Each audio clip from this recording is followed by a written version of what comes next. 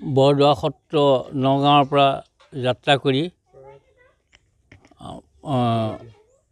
মধুপুৰ সত্ৰ কোচবিহাৰত মই সমাপ্ত কৰিছোঁ আৰু এই যাত্ৰা মোৰ ২৬ দিনত সম্পূৰ্ণ হৈছে আৰু যোৱাকালি ৬:৩০ বজাত কোচবিহাৰত ৰাজ্যৰাণী ৰেলত উঠি আহি আজি পুনে ৯টা বজাত জখলাবন্ধা ৰেল ষ্টেচনত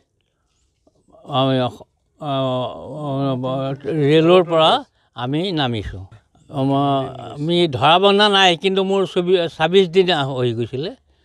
উদ্দেশ্য আছিলে জ্যেষ্ঠ নাগৰিকৰ মনোবল বৃদ্ধি আৰু সুস্বাস্থ্যৰ সজাগতা আহ্বান কৰি সকলোৰে ওচৰত প্ৰাৰ্থনা জনাই মই এই যাত্ৰা আৰম্ভ কৰিছিলোঁ। যাত্ৰা বৰদোৱা সত্ৰৰ পৰা যাত্ৰা কৰিছিলোঁ ১৬ নৱেম্বৰ আৰু ১২ ডিচেম্বৰ পুৱালৈকে। অসুবিধাৰ শব্দটো মোৰ কাষলৈ অহা নাছিলে, যিমানখিনি গৈছোঁ। আৰু আমাৰ জ্যেষ্ঠসকল, কনিষ্ঠসকল, বিশেষকৈ ডেকাসকলে আমাক যিটো সহায় সাহৰি আগবঢ়া যাত্ৰাকালত মই নথৈ সন্তুষ্ট হ'লোঁ আৰু তেখেতসকলৰ সহায় সাৰথি মই পাই মই বাকী কিবা এটা মোৰ আছে নাই কোন আছে কিন্তু মই একোৱেই মানে মনলৈ অহা নাছিলে। খালি তেখেতসকলকে মই সন্মুখত দেখি আছিলোঁ।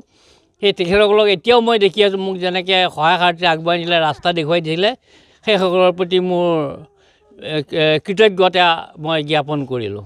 মধুপুৰ সত্ৰত যেতিয়া মই জপনা মুখত পদাৰ্পণ কৰিছিলোঁ, সেই পদাৰ্পণ কৰা ঠাইৰ পৰা মোক এজন ভকতে আগবঢ়াই লৈ গৈছিলে। সেই সময়ত সত্ৰাধিকাৰ প্ৰভু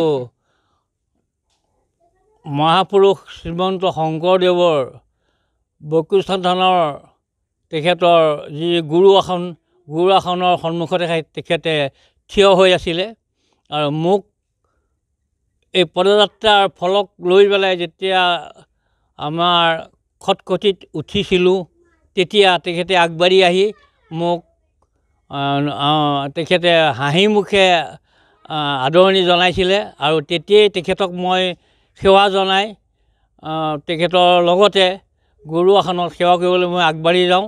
আগবাঢ়ি যোৱাৰ লগতে তেখেতে মোক আশীৰ্বাদ দি নিৰ্মালি আৰু তিলক দি পেলাই আৰু পদজল দি মোক মানে নীতি নিয়ম যিখিনি কৰিব লগা আছে সেইকেইটা তেখেতে কৰি সম্পন্ন কৰিছে।